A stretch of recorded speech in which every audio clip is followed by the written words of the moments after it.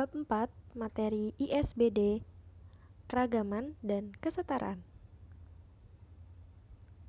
Materi yang akan dibahas ada 4. Pertama, pengertian keberagaman dan kesetaraan. 2. Sistem stratifikasi dan diferensiasi sosial. 3. Dinamika sosial masyarakat majemuk. 4. Problematika masyarakat majemuk. Pengertian keberagaman dan kesetaraan. Keragaman artinya menurut KBBI itu berasal dari kata ragam yang artinya tingkah laku, macam atau jenis, lagu, musik, warna, corak, atau laras tata bahasa. Jadi, keragaman merupakan suatu kondisi masyarakat di mana terdapat perbedaan-perbedaan dalam berbagai bidang. Struktur masyarakat yang majemuk dan dinamis. Unsur keragaman dalam masyarakat Indonesia ada 6. 1. Suku bangsa dan ras. 2. Agama dan keyakinan. 3. Adat istiadat. 4. Ideologi dan politik. 5. Kondisi ekonomi. 6. Kesenjangan sosial. Seperti yang kita ketahui, Indonesia adalah negara kepulauan. Banyak suku bangsa, ada suku Jawa, Batak, kemudian agama pun juga ada agama Islam, Kristen, Buddha, Konghucu, Hindu. Adat istiadat pun demikian mengikuti suku dan bangsa. Untuk ideologi yang diakui saat ini hanya satu, yaitu Pancasila. Dan politik dibuktikan dengan adanya berbagai macam partai. Setiap kita mengadakan atau diadakannya pemilu itu cukup banyak partai-partai. Kemudian kondisi ekonomi. Seperti yang kita ketahui, ada orang yang memiliki keadaan ekonomi yang cukup, ada yang sedang-sedang saja, bahkan ada yang bisa disebut kekurangan. Yang kedua, kesetaraan. Berasal dari kata setara yang menurut KBBI artinya sama tingkatan, yaitu kedudukan dan pangkat. Jadi, kesetaraan bermakna bahwa manusia sebagai makhluk Tuhan memiliki kedudukan atau tingkatan yang sama. Manusia sebagai makhluk sosial memiliki kedudukan yang sama di mata masyarakat lain, seperti persamaan derajat, persamaan hak dan kewajiban. Kesetaraan sebagai warga bangsa Indonesia diatur dalam pasal 27 ayat 1 Undang-Undang Dasar 1945, di mana bunyinya, segala warga negara bersamaan kedudukannya di dalam hukum dan pemerintahan, dan wajib menjunjung hukum dan pemerintahan itu dengan tidak ada kecualinya. Selanjutnya, persamaan di berbagai bidang. Ada bidang politik, kita sama-sama berhak untuk memilih, kita memiliki hak suara saat pemilu. Kemudian bidang hukum, kita memiliki perlakuan hukum yang sama ketika kita diperlakukan tidak baik. Kemudian bidang ekonomi, kita dikenakan tarif pajak sesuai dengan kondisi ekonomi kita. Kemudian bidang sosial budaya, walaupun kita budayanya berbeda, tapi kita tetap diakui sebagai warga negara Indonesia. Next, jadi keragaman manusia merupakan kenyataan yang tidak perlu dipermasalahkan. Perlunya toleransi sehingga kesetaraan antar manusia akan mengantarkan ke kehidupan yang tentram dan damai. Selanjutnya, stratifikasi dan diferensiasi sosial. Stratifikasi sosial adalah suatu pembedaan penduduk atau masyarakat ke dalam kelas-kelas bertingkat atau hierarki yang diwujudkan dalam kelas tinggi dan kelas lebih rendah. Itu menurut P. Sorokin dalam Patti Nasarani 2016. Selanjutnya, adalah penggolongan orang-orang yang termasuk dalam suatu sistem sosial tertentu ke dalam lapisan-lapisan hierarkis menurut dimensi kekuasaan, privilege, dan prestige. Itu menurut Max Weber dalam Patina Serini 2016. Selanjutnya, fungsi stratifikasi sosial menurut Davis dan Moore dalam Gursky 1994. Berbagai kedudukan dan peranan dalam masyarakat sebagai konsekuensi adanya pembagian kerja dalam masyarakat diberi penilaian berbeda-beda. Pembedaan kedudukan dan peranan tersebut dinilai dengan ganjaran atau imbalan, gengsi, kehormatan, dan hak yang berbeda. Sebagai pendorong agar individu melaksanakan kewajiban sesuai dengan kedudukan dan peranannya pada posisi yang tersedia dalam struktur masyarakat tertentu. Kedua, sebagai dasar penuntun bertingkah laku dalam masyarakat. Ketiga, menunjukkan menjunjungkan ciri-ciri penyimpangan. Selanjutnya, sifat-sifat stratifikasi sosial. 1. Stratifikasi sosial ada dalam semua masyarakat namun bervariasi antara satu masyarakat dengan masyarakat yang lain. Kedua, stratifikasi sosial selalu ada dari waktu ke waktu. Ketiga, stratifikasi sosial diwariskan dari generasi ke generasi. Keempat, stratifikasi sosial melibatkan inequality atau ketidaksamaan di mana tiap lapisan sosial mempunyai akses yang berbeda pada sumber daya ekonomi, sosial, dan politik dan juga keyakinan masyarakat. Proses stratifikasi sosial. Pertama, stratifikasi sosial dapat dengan sendirinya terjadi sejalan dengan proses pertumbuhan masyarakat. Kedua, stratifikasi sosial bisa terjadi dengan sengaja disusun untuk mengejar suatu tujuan bersama, misalnya melalui konflik sosial sebagai bentuk perjuangan oleh pelaku-pelaku untuk memperebutkan sesuatu yang dianggap langka dan berharga dalam masyarakat. Faktor penyebab terjadinya stratifikasi sosial. Pertama tuh karena proses kelembagaan tentang barang atau jasa yang dianggap bernilai, kemudian aturan alokasi pendistribusian barang atau jasa pada kedudukan tertentu, kemudian mekanisme mobilitas berkaitan dengan kedudukan dalam struktur sosial. Selanjutnya, stratifikasi sosial dapat dianalisis melalui pertama, distribusi hak-hak istimewa yang objektif, seperti dari penghasilan, kekayaan, wewenang, dan keselamatan. Kedua, sistem pertanggungan yang diciptakan masyarakat atau prestis dan penghargaan. Ketiga, kriteria sistem pertanggungan. Yang keempat, lambang-lambang kedudukan seperti lifestyle, perumahan, dan lain-lain. Kelima, mudah atau susahnya bertukar kedudukan. Keenam, solidaritas di antara individu atau kelompok-kelompok sosial yang menduduki kedudukan yang sama dalam sistem. Selanjutnya, sifat sistem stratifikasi sosial itu ada 2, terbuka dan tertutup. Terbuka atau achieve status yaitu yang memungkinkan seseorang untuk naik atau turun status sangat terbuka lebar karena kedudukannya diperoleh atas usahanya sendiri.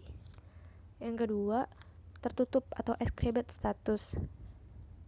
Sangat sulit bagi seseorang untuk naik ke posisi atau sebaliknya karena kedudukannya itu diperoleh dari keturunan atau kelahiran. Selanjutnya, dasar sistem stratifikasi sosial dari ukuran kekayaan, ukuran politik, ukuran keturunan, dan ukuran ilmu. Selanjutnya, unsur-unsur stratifikasi sosial. Pertama, kedudukan sosial, yaitu tempat seseorang dalam masyarakatnya, prestisnya, dan hak-hak serta kewajiban. Yang kedua, peranan. Norma-norma yang dihubungkan dengan kedudukan seseorang dalam masyarakat, apa yang dapat dilakukan individu dalam masyarakat, dan perilaku individu yang penting bagi struktur sosial. Selanjutnya, konsekuensi dari adanya stratifikasi sosial ini. Pertama, mempengaruhi gaya hidup. Kedua, peluang hidup dan kesehatan. Ketiga, respon terhadap perubahan. Keempat, peluang bekerja dan berusaha. Kelima, kebahagiaan dan sosialisasi keluarga. Keenam, perilaku politik. Selanjutnya, diferensiasi sosial. Menurut Surjono Sukanto, diferensiasi sosial merupakan bentuk variasi profesi kerja di dalam masyarakat yang dianggap sebagai prestis tanpa perbedaan yang nyata. Yang pertama ada horizontal. Diferensiasi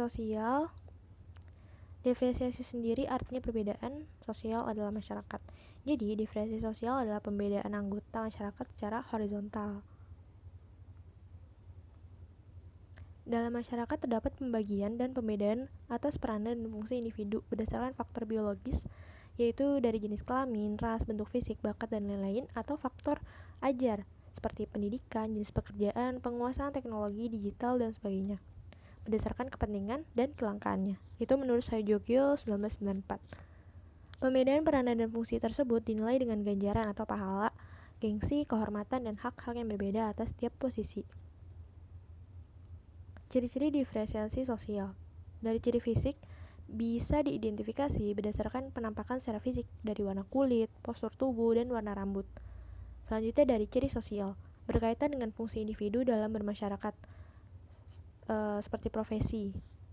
Selanjutnya ciri budaya, berhubungan dengan adat istiadat maupun kebudayaan yang berkembang dalam masyarakat. Selanjutnya bentuk-bentuk diferensiasi sosial. Pertama, diferensiasi ras, yaitu suatu kelompok yang memiliki ciri fisik bahwa ada yang sama. Manusia di dunia dibagi menjadi 3 kelompok ras, yaitu ras Mongoloid, ras Kaukasoid, dan ras Negroid. Yang kedua, diferensiasi suku bangsa. Suku bangsa ialah sekelompok golongan yang dibedakan dengan kelompok lain karena memiliki ciri dasar yang berkaitan dengan usul-usul tempat asal dan budaya. Ciri dasar yang maksud ini ialah kesamaan dalam hal fisik, bahasa, daerah, kesenian, dan adat istiadat. Selanjutnya, diferensiasi agama. Agama merupakan sistem yang terdiri dari kepercayaan dan praktik yang berkaitan dengan hal-hal suci. Dalam diferensiasi ini tidak ada status norma yang lebih tinggi atau rendah. Ini karena pada dasarnya semua agama memiliki status yang sama, yakni diakui oleh pemerintah. Yang keempat, diferensiasi profesi. Merupakan penggolongan masyarakat berdasarkan profesinya. Perbedaan profesi ini akan membawa pengaruh tersendiri terhadap perilaku sosial seseorang di lingkungannya. Selanjutnya, yang kelima, diferensiasi jenis kelamin. Pada hakikatnya kedudukan laki-laki dan perempuan ialah sama karena memiliki kesempatan, peran sosial, dan status yang sama dalam berkehidupan. Apalagi semenjak adanya emansipasi wanita yang dilakukan oleh Ibu kita Kartini saat itu. Yang keenam, diferensiasi klan. Ikatan darah atau keturunan yang sama baik melalui garis ayah maupun melalui garis ibu. Selanjutnya, jenis-jenis diferensiasi sosial. Pertama, diferensiasi tingkat. Terbentuk akibat ketidakseimbangan distribusi barang dan jasa. Kedua, diferensiasi fungsional. Dapat dilihat di suatu lembaga sosial adanya pembagian kerja yang berbeda-beda yang menyebabkan setiap orang harus melaksanakan kewajibannya sesuai dengan fungsinya. Yang ketiga, diferensiasi adat. Merupakan aturan atau norma yang mengikat di suatu masyarakat. Adanya norma ini bertujuan untuk mengatur ketertiban. Selanjutnya, faktor yang melatar belakangi terjadinya keberagaman di Indonesia. Pertama, ada faktor geografis. Sifat wilayah yang terdiri dari ribuan pulau, letak tempat yang berada di antara 2 samudra, iklim dan struktur tanah yang berbeda di berbagai pulau. Dengan terkelompoknya masyarakat akan membentuk menjadi masyarakat majemuk.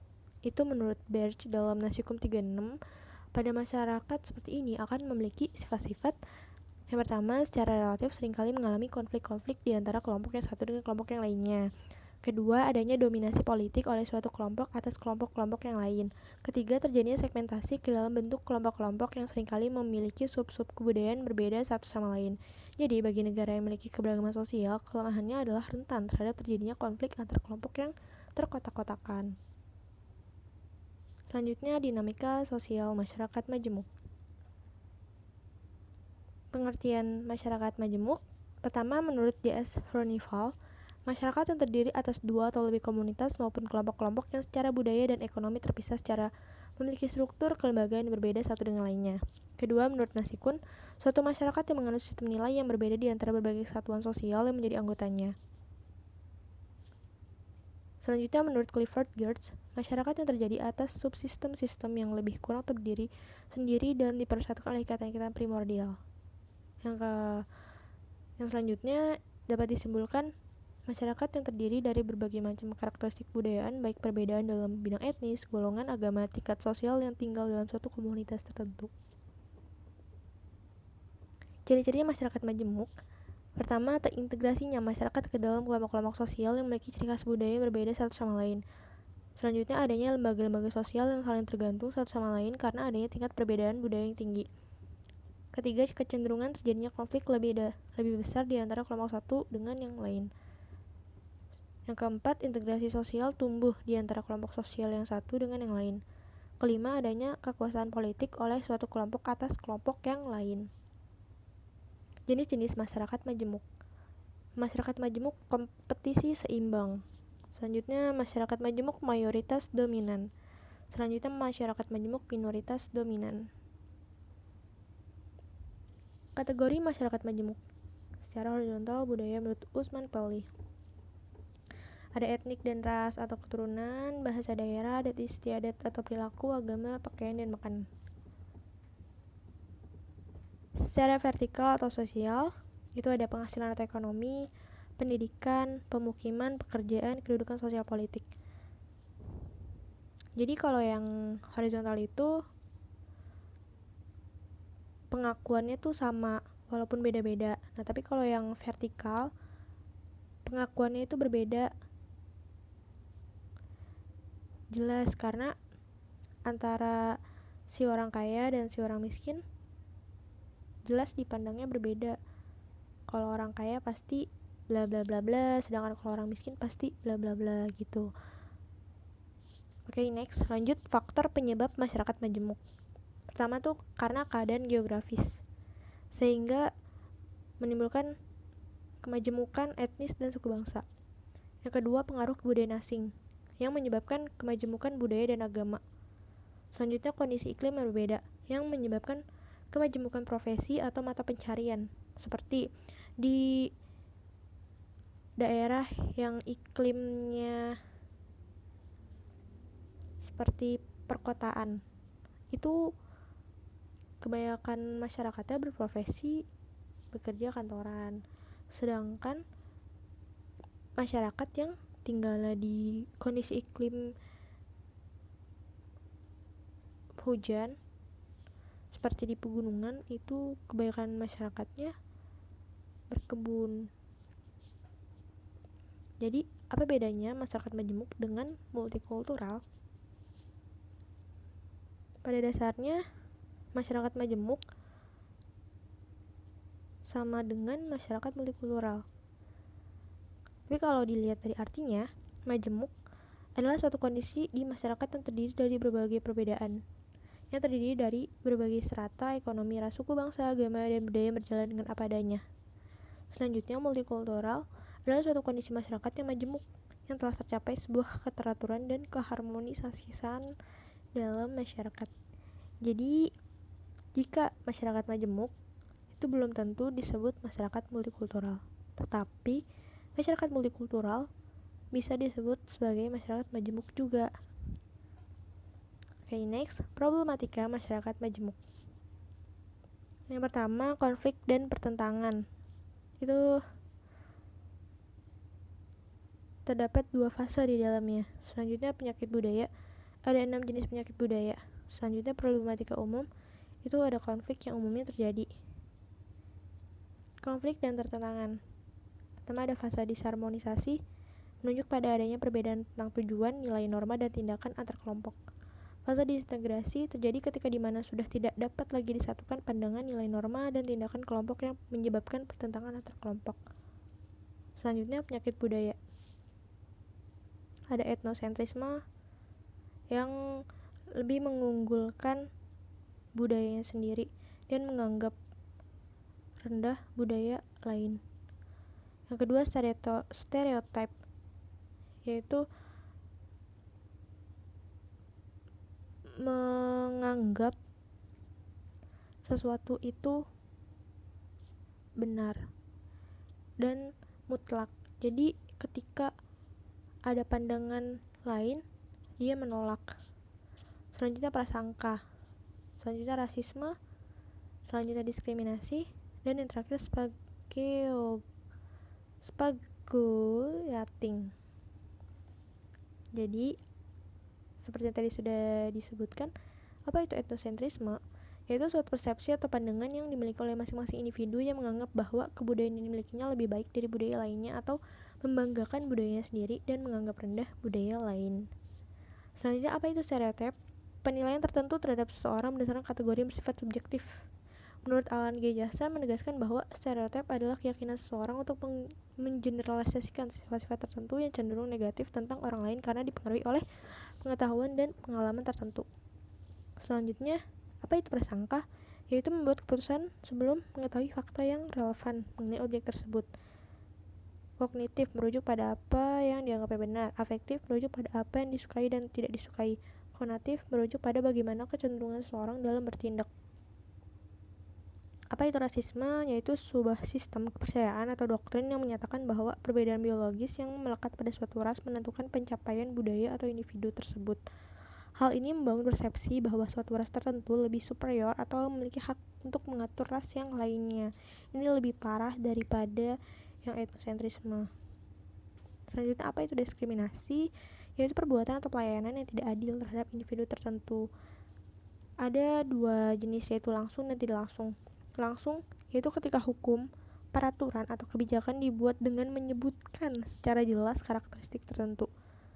Yang kedua, tidak langsung, yaitu ketika peraturan yang sifatnya netral, namun dalam pelaksanaannya di lapangan terjadi diskriminasi terhadap masyarakat yang memiliki karakter tertentu.